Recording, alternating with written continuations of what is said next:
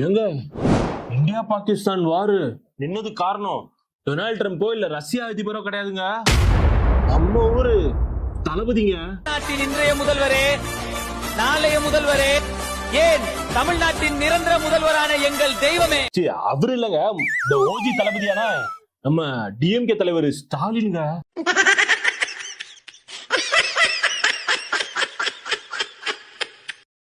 அவராலதாங்க நம்ம இந்தியா பாகிஸ்தான் போரே நின்று இருக்கு.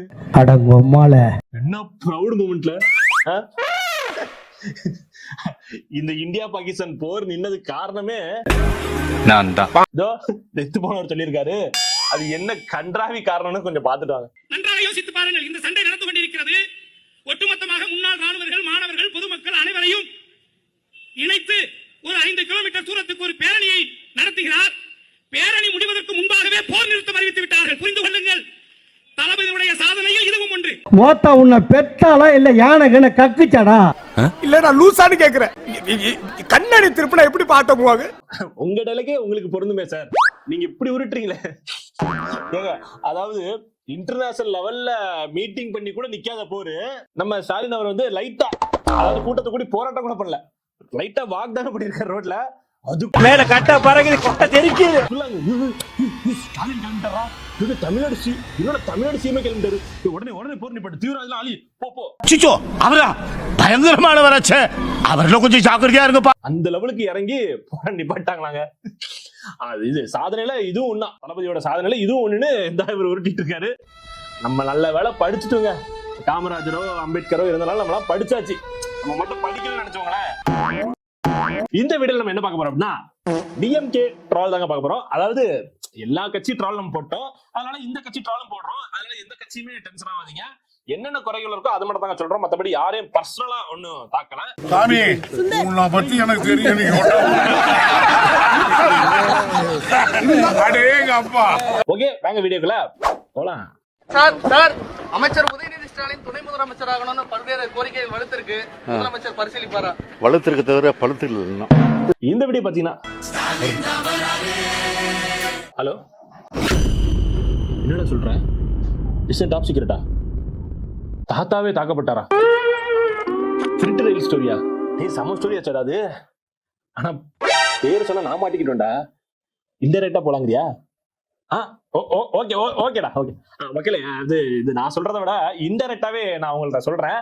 அது வந்து இவரே சொல்லுவாரு, கேளுங்களேன். இவ்வளவு பெரிய கூட்டத்தில் நான் ஒரு டிடிஆரை தேடிட்டு இருக்கிறேன். கருணாநிதி வந்து சுயசரிதை எழுதியிருக்காரு. அதுல வந்து நான் முதல் ரயில்ல போகும்போது திருட்டு ரயில்ல தான் போனேன்னு. அந்த ரயில்ல திருட்டு ரயில்ல போனப்பா அதுல ஒரு டிடிஆர் போயிருப்பான்ல, அந்த டிடிஆர் அன்னைக்கே இந்த ஆளை புடிச்சு கீழே இறக்கி விட்டுருந்தானா தமிழ்நாடு இவ்வளவு நாசமா போயிருக்காது.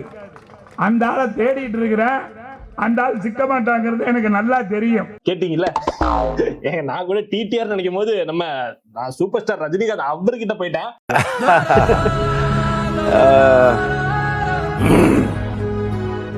அவருதான் தாத்தான் தாக்கப்பட்டார் நினைச்சிட்டேன். ஆனா இதை பார்த்துக்க தெரியுது இது இவரு அப்படின்னு. வேற அவரு நம்ம லியோ தாஸோட அப்பா ஆண்டனி தாஸ் தான். எப்படி தாசன் கோ ஃபேமிலில லியோ பார்க்கணும், அதே மாதிரி இவர் வந்து ஆண்டனி தாஸ். இப்ப இருக்கிற வந்து லியோ தாஸ் சொல்லிக்கலாம். இன்னும் வரப்போறது லியோ 2 தாஸ் அப்படி கூட போய்க்கலாம். என்னங்க எனக்கு ஒண்ணுமே புரியல. அதுதானப்பா எனக்கும் புரியல. ஆனா டேய் அவரு தானே, இது உண்மைக்கு அவரு தானே. ஆனா பேரை சொன்னா பல பிரச்சனைகள் வரும். அதனால யாருங்கிறத நீங்களே இந்த வீடியோ பார்த்த கீழே கமெண்ட் பண்ணுங்க, அது யாருன்னு. ஓகேவா? ஆனா நம்ம சூப்பர் ஸ்டார் இல்லங்க, ஆனா அவர் மாதிரி தான் மண்டையா இருக்கும். ஓகே, ஒரு அரிசி கூட நல்லா இல்ல, எத்தனை வந்து கீழே தான் போடுறோம். நாங்க எப்படி சாப்பிட முடியாத? நீங்க எங்க போய் சொல்லிக்கிறீங்களோ அங்க போய் சொல்லுங்கன்றாங்க. எந்த கடையில சொன்னாங்க? ரேஷன் கடையில. ஏங்க ஒரு மனுஷன் பொதுவா நடந்து போறான் அப்படின்னா வாக்கிங்க்கு ஒரு 2 கிலோமீட்டர் 3 கிலோமீட்டர் போவான். இல்ல ஒரு பாத யாத்திரை நடந்து போறான் அப்படின்னா ஒரு 10 கிலோமீட்டர்ல இருந்து ஒரு 50 கிலோமீட்டர் போவாங்கன்னு வச்சுக்கோங்களேன். சரிங்க, இங்க இருந்து நம்ம ஊருக்கே போறோம் அப்படின்னா ஒரு 1500 கிலோமீட்டர் நடந்திருக்காங்க, மக்கள் நடந்திருக்காங்க. அந்த டைம்ல கார்ல நடந்திருக்காங்க. ஓகே, நம்பலாம். 2000 கிலோமீட்டர் வரைக்கும் ஆவரேஜ் தான். ஆனா இங்க ஒரு மனுஷன் 13,20,000 கிலோமீட்டர் நடந்திருக்காருங்க. யாருன்னு தானே பாக்குறீங்க? இதோ பாத்துட்டு வாங்க. பெரியார் அவர்கள் வாழ்நாளில் பயணம் செய்த மொத்த தூரம் எவ்வளவு தெரியுமா? 13,20,000 கிலோமீட்டர் பிரச்சாரம் பண்ணியிருக்கிறார். 13,20,000 கிலோமீட்டர். சும்மா வாங்க சொல்றோம் நம்ம அவரை தந்தை பெரியார்னு. 13,20,000 கிலோமீட்டர் நடந்தே போராட்டம் பண்ணிருக்காருங்க. அப்படி இருக்க நிலாவோட கிலோமீட்டர் எவ்வளவு தெரியுமா? 3.5 லட்சம் கிலோமீட்டருங்க எர்த் டு நிலா. அப்ப இவர் 13,20,000 கிலோமீட்டர் நடந்திருக்காரு அப்படின்னா நிலாவெல்லாம் தாண்டி விண்வெளியை தாண்டி மில்கி வேஸ் எல்லாம் தாண்டி போய் கடவுளை மீட் பண்ணி போயிருப்பாரு. அங்க கடவுள் இல்லாம போயிருப்பாரு. அது அப்படியே கீழே வந்து நீங்க பாருப்பா கடவுள்லாம் இல்ல நம்பாதீங்க, நான் மேல வர டிராவல் பண்ணிட்டு வந்திருக்கேன் அப்படின்னு சொல்லிட்டு இங்கெல்லாம் கதை விட்டுருக்காருன்னு நினைக்கிறேன். ஐயோ இதை நான் சொல்லல, இதை நான் சொல்ல முடியாது. இது சொன்னதே நம்ம விடியல் அரசோட குட்டி அரசு தான். எப்படி உருட்டிருக்காரு பாத்தீங்களா? இதான் நல்ல வேலை படிச்சுட்டோம் இல்லைன்னு நினைச்சுவாங்களேன். இவங்கதான் கடவுள்னு சொல்லியிருப்பாங்க. இவங்களுக்கு உங்களே கோயில் கட்டி நம்மளை கும்பிட சொல்லியிருப்பாங்க. நம்மளும் கும்பிட்டுட்டு இப்ப பாதி மக்கள் அப்படி ஆயிட்டாங்க தமிழ்நாட்டுல. என்ன பண்ண வேற வழி இல்லையே. இதோ இதை 13 லட்சம் கிலோமீட்டர் நடந்தாருல, இவர் பண்ண வேலைதான் அது.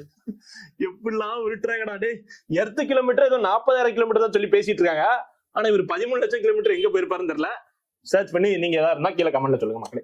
ஒழுங்கா வெளியே போய் எங்கேயாவது படைக்க சொல்லு.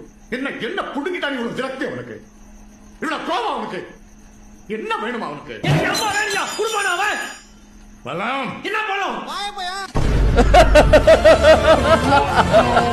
நான் கூட நம்ம தமிழ்நாடு அரசு என்னமோ நினைச்சிட்டேங்க சார். ஆனா பாராட்டலாம். தமிழ்நாடு தாங்க நம்பர் 1 கிராஃப்ல இருக்கு. அது ஒவ்வொரு வருஷமும் இவங்க ஆட்சியில் வந்ததுல இருந்து ஒவ்வொரு வருஷமும் தமிழ்நாடு அரசு தாங்க நம்பர் 1ல இருக்கு. 40க்கு 40 ஜெயிச்சிருக்குங்க. ஒரே ஒரு சீட்டு ஜெயிக்க 40 ஜெயிச்சிருக்கிறோம். கீழ்ச்சிங்க. அது நம்ம ஒன்றிய அரசு ஒரு கிராஃப் அனுப்பு தெரியுங்களா? அதுல முதல் இடம் பிடிச்சது நம்ம தமிழ்நாடு தாங்க. வாட் a proud moment அப்படின்னு நினைக்காதீங்க. இவங்க அப்படி எதுல ஃபர்ஸ்ட் இடத்தை பிடிச்சிருக்காங்க அப்படின்னா கொஞ்சம் பாத்துட்டாங்க. ஆனா எல்லாத்தையும் மீறி ஒன்றிய அரசே வெளியிடக்கூடிய எல்லா தரவரிசையும் எல்லா புள்ளி விவரங்களையும் நம்ம தமிழ்நாடு தான் முதன்மையிடத்தை மீண்டும் மீண்டும் பிடிச்சிட்டு இருக்கு. இதுக்கு காரணம் என்ன? நம்முடைய திறமையான நிர்வாகம். இந்தியாவில் அதிக கடன் வாங்கிய மாநிலங்களில் தமிழ்நாடு முதலிடத்தில் இருப்பது நிதி ஆயோக்கின் புள்ளி விவரங்களில் தெரிய வந்துள்ளது. உலகத்திலேயே ஒன்னா மாதிரி ஒரு புழுகாண்டிய பார்த்ததே இல்ல தல. எதுலாம் பெருமையா நினைச்சு பேசணும்டா. ஆனா நிதி கடன்ல நம்ம நம்பர் 1ல இருக்குங்க. கடன் வாங்கி அதிகமான கடன் வாங்கின ஸ்டேட் இந்தியால எதுன்னு பாத்தீங்கன்னா நம்ம தமிழ்நாடு தான். அதுவும் இவங்க வந்ததுக்கு அப்புறம் தான், இந்த ஆட்சி வந்ததுக்கு அப்புறம் தான் அதிகமா வாங்கியிருக்கு. இத நான் சொல்லல மக்களே, கிராஃபே சொல்லுது. நான் சொல்லி நீங்க என்ன கீழே வந்து டே டே டி சங்கியாடா அப்படின்னு சொல்லாதீங்க. நான் சங்கி இல்ல, எதுவும் இல்ல. நானும் உங்கள ஒருத்தன் தான். டேய் நீ பசமா சிக்கிட்ட சுத்தர பைத்தியக்கார பையில மாட்டிக்கிட்டாங்க. நீ தப்பிக்க முடியாது ராஜா. உங்கள் ஒருத்தன் தான் நான். அவரே இப்ப இவங்க கூட தான் ஒருத்தரா இருக்காரு. என்ன பண்ண, பிடுங்கி வாங்கி வச்சுட்டாங்களே, வேற வழி இல்லையே. முதல்ல தீட்டு கட்டணும். விளையாடுறீங்களா? நீங்க பெத்த புள்ளப்பானா? என்ன குத்து வைக்கலாம்? ஆமாண்டா, ஊர்ல இருக்கிற கடையெல்லாம் புடிங்கிட்டு இருந்தேன். இவர் வந்து ஏடிஎம்கே இல்லங்க, சும்மா பயந்து கீந்து கையை கட்டி நிக்கிறதுலாம் இல்லங்க. இவங்க டிஎம்கே. யாரெல்லாம் அடக்குன்னு நினைக்காங்களோ இவங்களே அங்க போய் அடக்குவாங்க. அப்படி பேசுற மனுஷன் தான் தலைவர் கையை பிடிச்சுக்கிட்டு அழுத்துக்கிட்டு இருந்தேன். கமல் வயசு இருந்தோம். ஆனா இது அவங்க வயசா? கொஞ்சம் வீடியோ வரும் பாட்டுப்பாங்க. மிரட்டுனா அஞ்சு நடங்கி கூழ கும்பிடு போடுறதுக்கு அதிமுக நினைச்சீங்களா? இது திமுக. மிரட்டுனா அடங்கி போறவங்க இல்ல, அடக்க நினைக்கிறவங்கள அடங்கி போக வைக்கிறவங்க நாங்க. அங்கே பாரு கண்ணா. கூட வெட்கத்தை விட்டு சொல்லுகிறேன். முதலமைச்சருடைய கையைகள் எல்லாம் பிடித்துக் கொண்டு நான் கெஞ்சி கேட்டேன். தலைவருடைய ஆசை, அந்த ஆசையை நிறைவேற்ற நாங்கள் பாடுபடுகிறோம். அதற்கு நீங்கள் துணை நிற்க வேண்டும் என்று கேட்டேன். பாத்தீங்கல்ல என்ன கதறிக்காரியா மனுஷன். ஓ, அந்த கதறல் தான் இன்னைக்கு நம்மளால பழிவாங்க தான் இப்போ இந்த மாதிரி எல்லாம் ஆட்சி பண்றாங்கன்னு நினைக்கிறேன். எனிவே மக்களுக்கு நல்லது நடந்தா யாரு வந்தாலும் எங்களுக்கு வரவேற்புங்க. ஏன் தளபதியே வந்து இறங்கினாலும் நாங்க வரவேற்போம். தளபதி என்ன பவர் ஸ்டாரே வந்து இறங்கினாலும் நாங்க வரவேற்போம். உன்னை என்ன வேணும்? குதிராவளி வேணுமா? கம்பு வேணுமா? திணை வேணுமா? சாமை வேணுமா? அரிசி செவ்வரிசி வேணுமா? என்ன வேணும்? என்ன வேணும்? என்ன வேணும்? எங்க ராணுவம் எல்லாம் ஒன்னா கூடி என்ன பண்ணுவாங்க, ஒரு குற்றவாளியை வந்து சுடுவாங்க, இல்லைன்னா ஒரு டெரர் அட்டாக்ஸ்ட வந்து அட்டாக் பண்ணுவாங்க, எல்லாம் வந்து அக்யூஸ்ட கைது பண்ணி ஒப்படைப்பாங்க. ஆனா இந்த ராணுவம் என்ன பண்ணி தெரியுமா, திடீர்னு கூட்டம் கூடி ஐயா ஐயா எங்களுக்கு ஒரு போட்டோ உங்க கூட ஒரு செல்ஃபி எடுங்க அப்படின்னு சொல்லியிருக்காங்களா? அது என்ன ராணுவம்னா இதோ இவர் டீட்டெயிலா எக்ஸ்பிளைன் பண்ணுவாரு, கொஞ்சம் கேட்டுவாங்க. டெல்லிக்கு போனோம் நானு, தம்பி பிரபு, எங்க மூத்தவர் பின்னூர்தி நிலையத்துக்கு வரும்போது பிரபு வண்டியை கொஞ்சம் பின்னாடி எடுத்துட்டு வரேன்னு அங்க நின்றுட்டான். நான் முன்னாடி போயிட்டேன். எங்க மூத்தவர் வந்து தம்பி தம்பு போட்டு வரேன் அப்படின்ட்டு அங்க போயிட்டாங்க. திடீர்னு பாத்தீங்கன்னா சுத்தி என்னை ராணுவம் வளர்த்துருச்சு. வளைச்சிருச்சுடான்னு பிரபு அப்படியே பதறிட்டான். என்னன்னு தெரியல எனக்கு. எங்க மூத்தவர் அப்படியே கட்ட பாதி அப்படியே நிக்கிறாரு. என்னை சுத்தி நின்றுட்டு கட்டி பிடிச்ச அண்ணா ஒரு போட்டோனா, அண்ணா ஒரு செல்ஃபினா. நீ முதல்ல ஒரு கவுன்சிலர் ஜெயிடா பொட்ட ஜெயிக்கணுமா இல்லையா? பாத்தீங்கல்ல, அதாவது இவர் டில்லி போனாரா, டில்லி போயிட்டு அங்க இவரோட அண்ணன் வந்து ஒரு தம்மு போட்டாரான்னு போயிட்டாரா, தம்பி பாவா தம் போட்டலாம் பாவா தம் போட்டு அந்த மாதிரி தம் போட போயிட்டாராம். போயிட்டு திடீர்னு இவர் வந்து அப்படியே உட்கார்ந்து பாத்துட்டு இருந்திருக்காரு. திடீர்னு ராணுவம் கூடி துப்பாக்கி எடுத்து நிப்பாங்கன்னு பாத்தாங்கன்னா, திடீர்னு ராணுவம் சுத்தி வளைச்சிருச்சான். அப்ப பார்த்து ஒருத்தன் விடுதலை புலி இவர்கிட்ட கேக்குறான், சார் ஒரு செல்ஃபி. கையில கடிச்ச போன தொண்டை கடிச்சிடும் உன்ன. யாருக்கிட்ட போய் சொல்ற? துப்பாக்கி சொல்றாங்களாமா, ஓய் ஒளிய மாட்டோமா? இந்த ஒக்கல போய் இப்படி போய் சொன்னா எப்படிமா வருது? நம்பர் மாதிரி இருக்காங்க. அப்ப எனக்கு தெரிஞ்சு இவரை எதுக்கு எல்லாம் ராணுவம் வந்து போட்டோ எடுக்குது அப்படின்னா, இவரு அங்கேயே போய் ராணுவ படையிலே போய் ஸ்டாண்ட் அப் காமெடி பண்ணிருப்பாரு இந்த மாதிரி. அதனால எடுத்திருப்பாங்க போல. என்ன உருட்டுறாரியா மனுஷன், இத கூட மன்னிச்சிடலாங்க. இன்னொரு உருட்டு விட்டாரு. இந்தியா பாகிஸ்தான் போர் நடந்துச்சுல, இதுக்கு முக்கியமான காரணம், இந்த போர் நின்னதுக்கு முக்கியமான காரணமே அண்ணன் சீமான் தானா. ஏன் அப்படின்னா அது அவரே சொல்லியிருப்பாரு, கேட்பாங்க. நான் ட்ரம்ப் கூட தான் நியாயமா பார்த்தா நான் வெரி க்ளோஸ் டு ட்ரம்ப் தான். நான் ரொம்ப க்ளோஸ் ட்ரம்போட தான் இருக்கேன். நீங்க அதை யாரும் சொல்ல மாட்டேங்கிறீங்க. அப்புறம் புதின், 2 பேரும் தான் எனக்கு ரொம்ப நெருக்கம். என்ன எனக்கு சாப்பிடவே காசு இல்ல, அதுக்கு எதுல காசு கேட்டீங்கல்ல?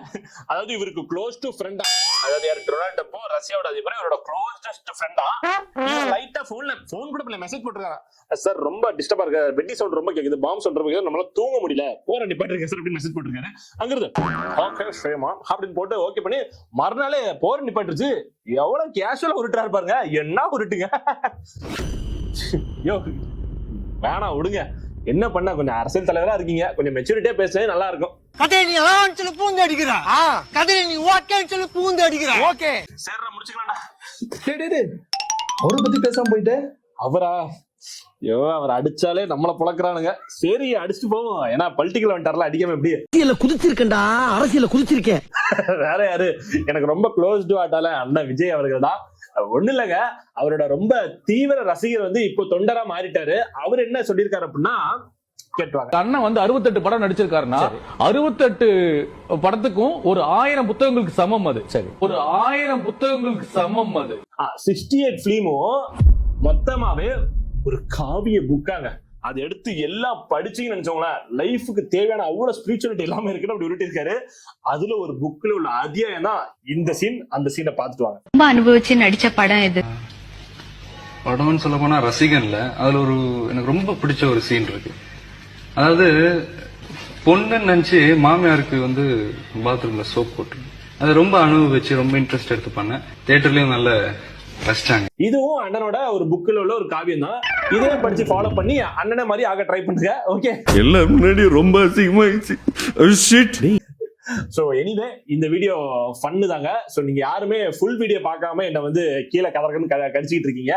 சோ தயவு செஞ்சு ஃபுல் வீடியோ பாருங்க. Please, this song stop me. No getting back and stop me.